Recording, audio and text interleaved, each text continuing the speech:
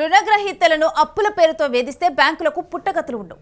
Bank వేధింపులు తాళలేక ఎవరైనా బాధితులు ఆత్మహత్య చేసుకుంటే బ్యాంకులను బాధ్యులను చేస్తూ కూడా తమిళనాడు ప్రభుత్వం చట్టం తీసుకొచ్చింది.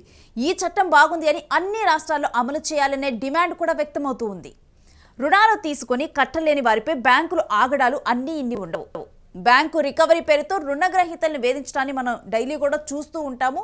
అయితే అసలే ఆర్థికంగా కుదేలైన రుణగ్రహీతలు రికవరీ ఏజెంట్ల దౌర్జన్యాలతో మరింత కుంగిపోతూ ఉంటారు. బ్యాంకుల తీరుతో ఎన్నో కుటుంబాలు వేధింపులకు గురవుతున్నాయని ఈ నేపథ్యంలో రుణగ్రహీతల సంక్షేమం కోసం తమిళనాడు ప్రభుత్వం కొత్త చట్టాన్ని తీసుకొచ్చింది. ఇకపై బ్యాంకులు ఓవర్ యాక్షన్ చేస్తే తోకలు కట్ చేసే రూల్స్ తీసుకొచ్చింది. అయితే ఆ రూల్స్ ఏంటో చూద్దాం. తమిళనాడులో బలవంతంగా అప్పు వసూలు చేసే 5 ఏళ్ల జైలు శిక్ష విధించే విధంగా కూడా బిల్లుకు గవర్నర్ ఆర్ఎన్ రవి ఆమోదం తెలిపారు. సో ఎవరైనా కానీ దీనికి సంబంధించి అంటే రుణాన్ని వెనక్కి తీసుకునేందుకు వేధింపులకు గురి చేస్తే గనక ఆ ఏజెంట్కి 5 ఏళ్ళు అంటే సంవత్సరాలు కూడా వాళ్ళకి జైలు శిక్ష పడే అవకాశం ఉంటుంది. దీనికి ఇది స్వయంగా కూడా తమిళనాడు గవర్నర్ ఆర్ఎన్ రవి ఆయన ఆమోద ముద్ర వేశారు దీని మీద. సో ఈ బిల్ అనేది అమలవుతుంది. ఇక కొన్ని రుణ సంస్థలు అక్రమంగా బెదిరించి అప్పు వసూలు చేయటం, ఆస్తులు స్వాధీనం చేసుకోవటం ఇలాంటి చర్యలకు కూడా పాల్పడుతూ ఉంటాయి. అయితే ఈ నేపథ్యంలో వాటికి అడ్డుకట్టు వేసేలాగా ఏప్రిల్ 26న ఉప ముఖ్యమంత్రి ఉదయనిధి స్టాలిన్ శాసనసభలో చట్ట సవరణ బిల్లును ప్రవేశపెట్టారు. బలవంతంగా అప్పు వసూలు చేసిన రుణగ్రహీతల ఆస్తులను స్వాధీనం చేసుకున్న 5 ఏళ్లు జైలు శిక్ష, 5 లక్షల జరిమానా విధించేలా ఈ బిల్లును రూపొందించారు. అయితే బలవంతంగా అప్పు వసూలు చేసి రుణగ్రహీత బలవన్మరణానికి పాల్పడితే సదరు రుణ సంస్థ బలవన్మరణానికి ప్రేరేపించినట్లుగా భావించేలాగా బెయిల్ లభించని విధంగా జైలు శిక్ష విధించేలాగా కూడా ఈ బిల్లును రూపొందించారు. బిల్లును సభలో ఆమోదించి గవర్నర్ ఆర్ఎన్ రవికి బిల్లు పంపగా ఆయన కూడా ఆమోద ముద్ర వేశారు. సో ప్రజెంట్ తమిళనాడులో ఒక సంచలన బిల్లు ఇప్పుడు పాస్ అయింది. దీని మీద గవర్నర్ ఆమోద ముద్ర వేయటం జరిగింది. సో మనం జనరల్గా కూడా డైలీ లైఫ్లో చూస్తూ ఉంటాం, ప్రతి ఒక్కరికి కూడా లోన్ కావాలా అని చెప్పి చాలా కాల్స్ వస్తూ ఉంటాయి. కొంతమంది ఓకే లోన్ ఇచ్చేస్తున్నారు కదా అని చెప్పి లోన్ తీసుకుంటారు. లోన్ తీసుకున్న తర్వాత తిరిగి అవి పే చేసేటప్పుడు అప్పుడు చుక్కలు కనిపిస్తాయి. అయితే పే చేయడానికి ఒక చుక్కలు కనిపిస్తే బ్యాంకులు కొన్ని వేధింపులకు గురి చేస్తూ ఉంటాయి. వాటిని తిరిగి పే చేయాలని చెప్పి దానికి ఇంకా మరికొన్ని చుక్కలు కనిపిస్తూ ఉంటాయి. సో ఈ నేపథ్యంలోనైతే ఇప్పుడు తమిళనాడు తీసుకొచ్చిన బిల్లుకైతే హర్షణీయం వ్యక్తమవుతోంది. అసలు ఈ బిల్లు దేశవ్యాప్తంగా అన్ని రాష్ట్రాల్లో తీసుకొని రావాలి అని చెప్పి కూడా దీనికి స్పందన వస్తూ ఉంది. ఇక దీంతోనైతే దీనికి శిక్షలు అంటే క్లియర్గా కూడా చట్టం చేసి దీనికి రాయటం జరిగింది.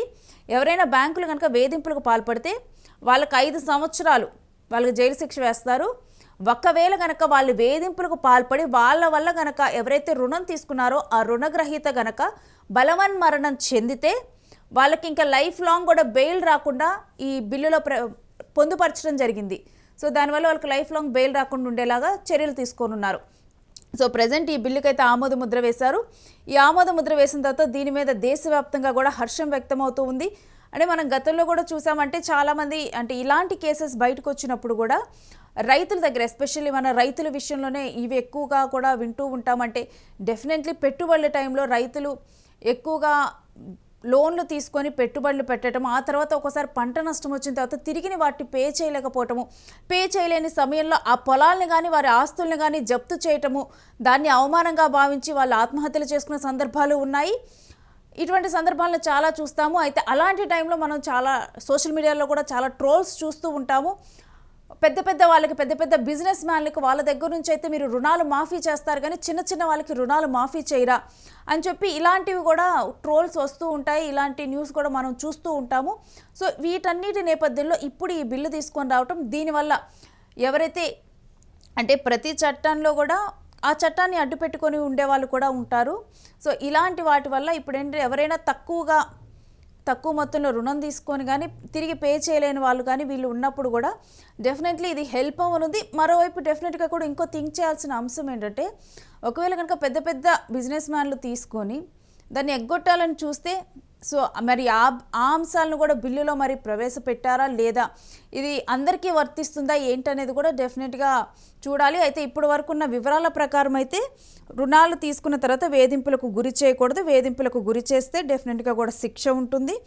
ఇంకొకటి ఏంటంటే ఒకవేళ బలవన్మరణం చెందితే కనుక వాళ్ళకి బ్యాంకుకు లైఫ్ లాంగ్ కూడా ఎవరైతే దానికి పాల్పడ్డారో వాళ్ళని లైఫ్ లాంగ్ కూడా జైలు నుంచి బయటికి రాకుండా, మరొకటి ఏంటంటే బలవంతంగా కూడా రుణాలు తీసుకున్నందుకు వాళ్ళ ఆస్తుల్ని కానీ జప్తు చేయటం అనేది ఉండకూడదు, అది కూడా వేధింపుల కిందకే వస్తుంది అని చెప్పి కూడా ఇప్పుడు తమిళనాడులో ఒక సంచలన బిల్ పాస్ అయింది. అయితే దీనికి మంచి స్పందన వస్తుంది. ఇలాంటి బిల్లు రాష్ట్ర వ్యాప్తంగా దేశవ్యాప్తంగా అమలు అవ్వాలని చెప్పి కూడా దీనికి మంచి స్పందన వస్తుంది.